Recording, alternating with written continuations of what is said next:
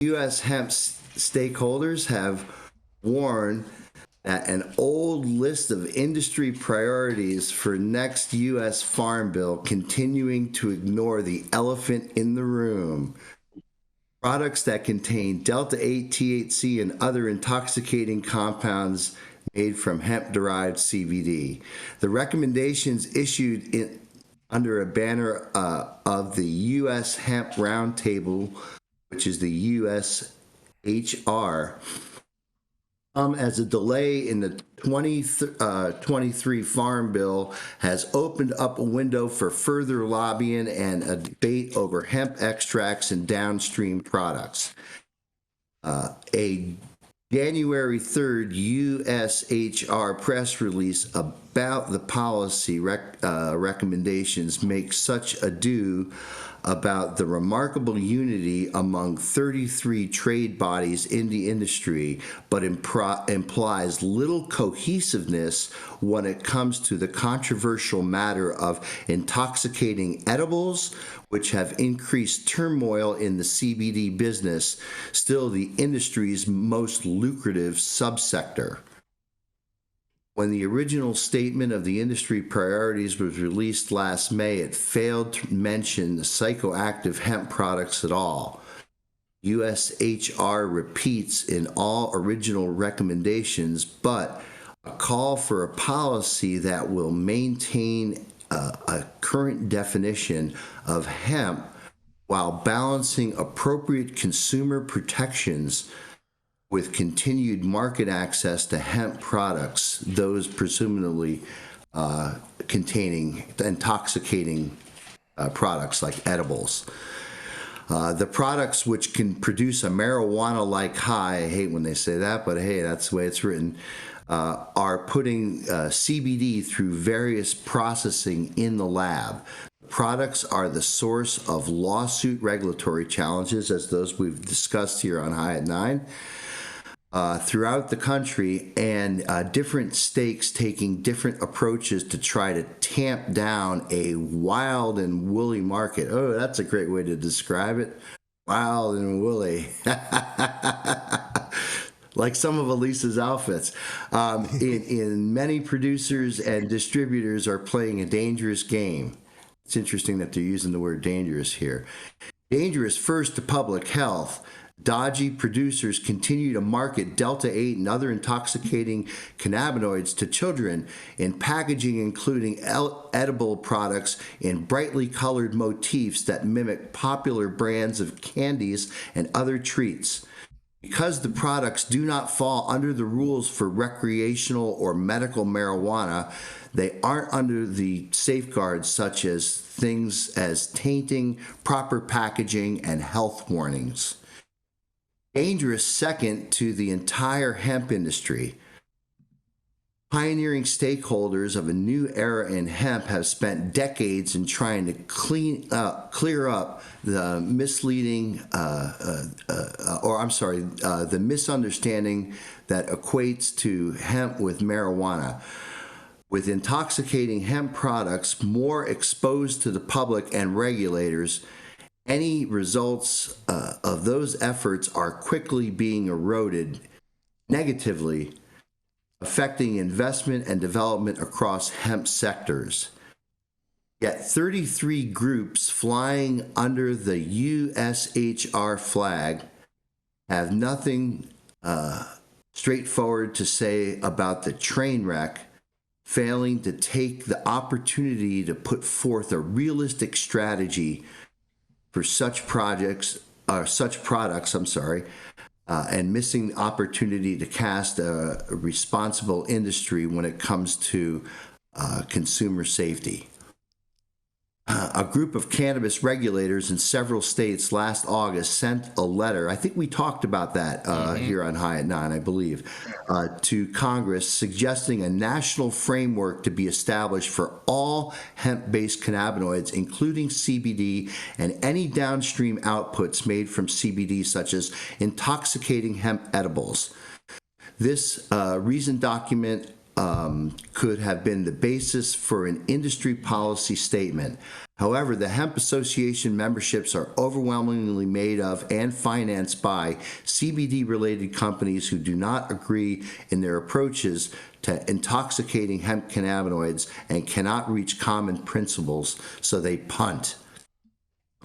The 2018 Farm Bill set the landmark for the industrial hemp making legal any part of the plant, including seeds, all derivative extracts, cannabinoids, isomers, salts, and salts of isomers, with obviously the exclusion of delta-9 THC tetrahydrocannabinol. We all know this, down to the level of 0.1% on a dry weight basis.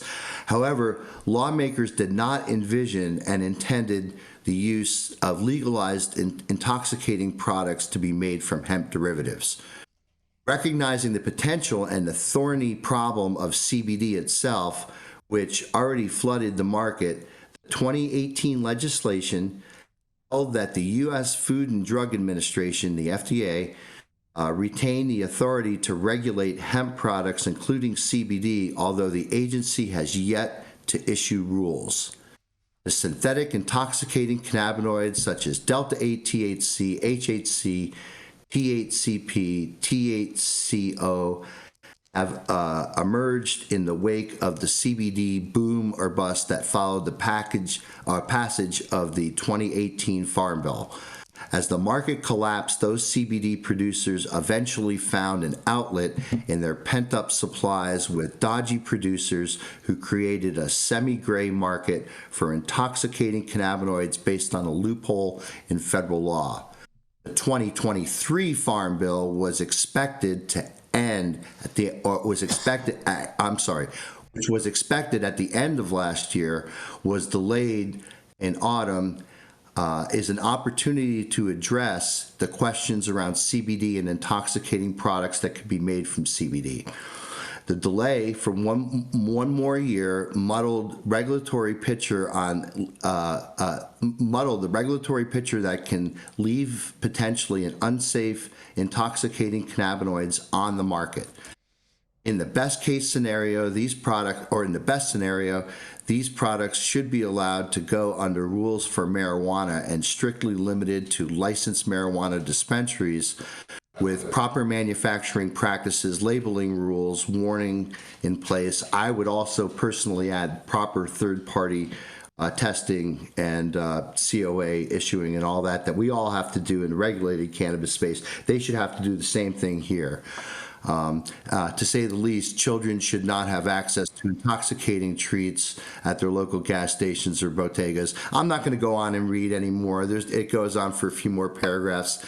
You know, this should be regulated if that's how they want to roll out intoxicating products, just as though these things were made from cannabis. They're being made from hemp, and, you know, God bless them if they've hired good chemists like myself that can understand how to optimize the production of active pharmaceuticals, which, right, Dr. Talleyrand, it's basically what they're doing.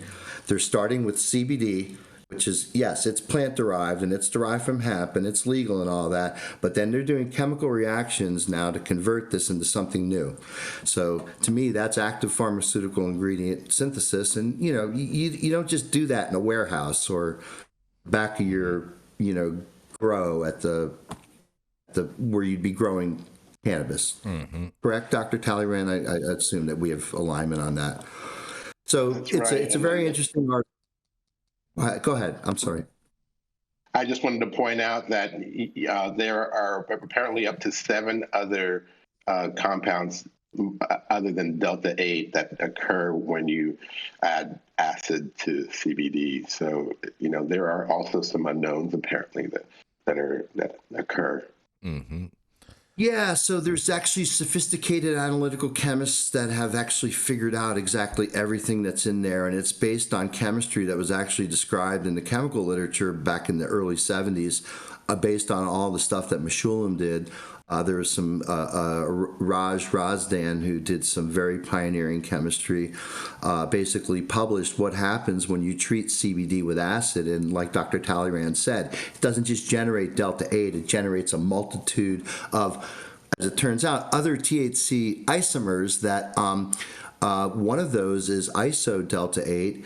And I co-authored a paper with Professor Alan Hallett that was presented at the ICRS meeting this past summer in Toronto on her pioneering, or our pioneering, I guess I'm a co-author, so our pioneering work to show that iso Delta 8 acts like a cannabinoid, but it's not hitting the CB1 receptor, because she has an assay where she puts another CB1 receptor antagonist in there, and we know that it's not competitively displacing it, so it's still eliciting the same type of neuronal responses, which at the cellular level is an increase in cyclic AMP production.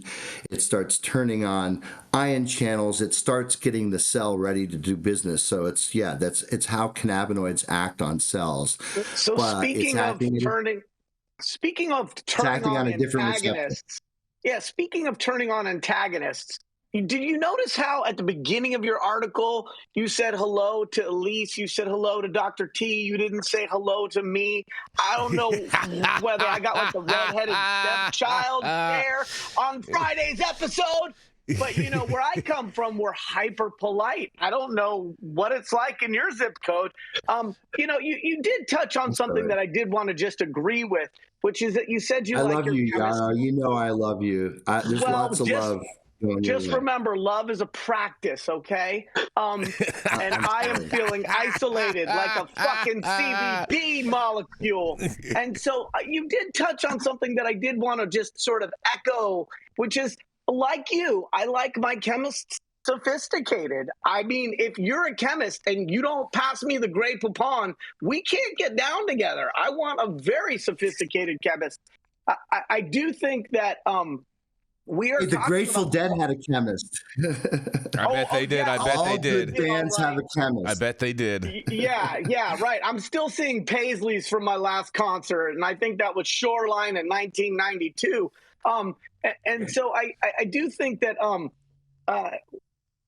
this is a good example of where, if we can have scientific advisory panels that are on the cutting edge of medicine and science that can inform regulators and governments about how best to address highly technical issues, we win. Whether that's environmental policy, whether that's medicine, whether that's emerging nutraceutical spaces.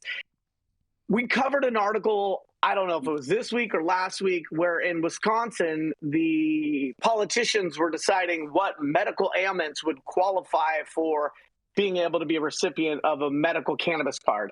And we need to know foundationally as a society that politicians shouldn't stray outside of their expertise. Now, I don't know what most politicians' expertise is. They all come to politics through different journeys and training. But this gets us back to letting scientists inform for policy and having those intoxicating cannabinoids regulated in a way that is independent from the source, and making sure that those policies are keeping track of the chemistry innovations so that chemists aren't just one step ahead and providing intoxicating cannabinoids to people without some type of age-restricted and supply chain assurances. And so we're going to keep seeing this probably until there's something really, really terrible that happens. And that's the problem. We've been talking about loss prevention in dispensaries, and then 2 weeks ago, we have an Oakland police officer slain in the line of duty as a result of cannabis businesses. And so we're talking about these hemp-derived cannabinoids, and like, what is it going to take? Some 11-year-old buying something at a gas station and then walking out in front of a semi-truck? The sad truth is, in America, if it bleeds, it leads. And until there's something tragic, I doubt we're going to have this galvanization, this motivation, this inspiration to say, this is a train wreck. We can solve this before it gets terrible, but we have to do something about it now. Well, just to add my 2 cents, it's been my position all along that if people have unfettered access to high quality cannabis and cannabis products, there wouldn't be a need for this synthetic recreational market. Dr. T, I think, is nodding his head. So, we've said this before. Go ahead, Elise. I think she wanted to chime in. Yeah, I was just going to say that this all only started because people can't access the whole plant and THC in the first place. And if anything, I would like these chemists and these experts to actually be informing the government or whoever, the legislators, that it's the same plant. And honestly, it was all prohibited because they didn't like poor people and people of color and people who were against the war. It was why they prohibited it, right? And then it comes out, it can help people. And we worked so hard to get medical because it actually helps people. And we got that. Then they got CBD. This is allowed because it won't get you high, thus further proving the government doesn't want anyone to, quote unquote, get high. So that's how we even got CBD out there in the first place. And then again, some really smart business people and capitalists, and a lot of them found the loopholes and ways, and consumers, prove that the demand is there as they want to access this plant. And that's how we end up in this mess. But I do not think the answer is further regulating more compounds. It's just going to be a freaky mess, and they really just need to get it all into one. I mean, we don't look at alcohol this way, right? I mean, interestingly enough, though, the wine industry, wine is regulated by a completely different body than spirits and alcohol. And that's why wine is actually really shady. Notice there's no ingredient label on wine. You don't know how much sugar is in wine. There's over 500 additives that can be in your wine, like sawdust and dye and all this stuff. That's a completely legal product you can buy almost anywhere.